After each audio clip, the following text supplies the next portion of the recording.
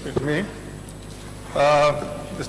Deputy speaker साहब, मैंने ये सवाल पूछा था कि तकरीबन पिछले साल में 9 महीनों में कितने कारोकारी के कत्ल हुए थे सिंध में। उन्होंने बताया तकरीबन 91 केस हुए थे। ये मिनिस्टर साहब बताएंगे इनमें कितने केसेस में जो मुल्जिम है वो गिरफ्तार हुए हैं और उनको सजा मिला है। मैं अगर डिटेल पूरी है, ये जो सारे 91 केसेस हैं ये सारे के सारे अंडर ट्रायल हैं। सिवाय मैं बता देता हूं एक केस नंबर 26/2018 ठट्टा का है जहां पे केस चल के और मुलजिम जो है वो अक्विट हो गया। एक केस काजी अहमद का है, सी क्लास हो गया, डिस्पोज्ड है 177/18। दो और केस है नौशर फिरोज के जो अक्विट हुए हैं और एक बी क्लास हुआ है नौशर फिरोज का केस।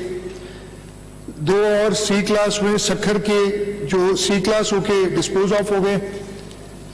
शॉर्ट में बता दूं कि सारे के सारे अंडर ट्रायल हैं, तो वो सारे मुलजिम यहाँ गिरफ्तार हैं या बाद में, अगर ये मुझे डिटेल अभी नहीं पता कि बेल पे होंगे, लेकिन ये सारे चालान हुए हैं केसेस।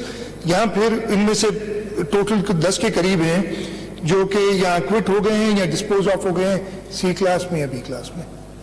जी, सेकंड सप्लीमेंट्री। मैं दूसरा ज़रूरी सवाल ये है, मिनिस्टर साहब बताएंगे, चीफ मिनिस्टर साहब बताएंगे कि इतना टाइम क्यों लगता है ये सजा देने में। ये तो जुडिशरी का तकरीबन एक साल हो गया है और अभी तक ट्रायल पेंडिंग है। मैं जवाब दे देता हूँ। ऑब्वियसली जैसे आपने कहा ये जुडिशरी का काम है और हमारा प्रोसिक्यूशन डिपार्टमेंट जब केस चालान हुए तो अपना पुलिस ने अपना काम करके उनको चालान कर दिया है। अब वो जुडिशरी के अंदर इसमें कुछ डिसाइड भी हो गए और कुछ तो अभी चीफ जस्टिस साहब वैसे भी मॉडल कोर्ट्स करके एक्सपेडाइट कर रहे हैं, तो उम्मीद है कि ये भी जल्दी हो जाएंगे। जी, थर्ड सप्लीमेंट्री।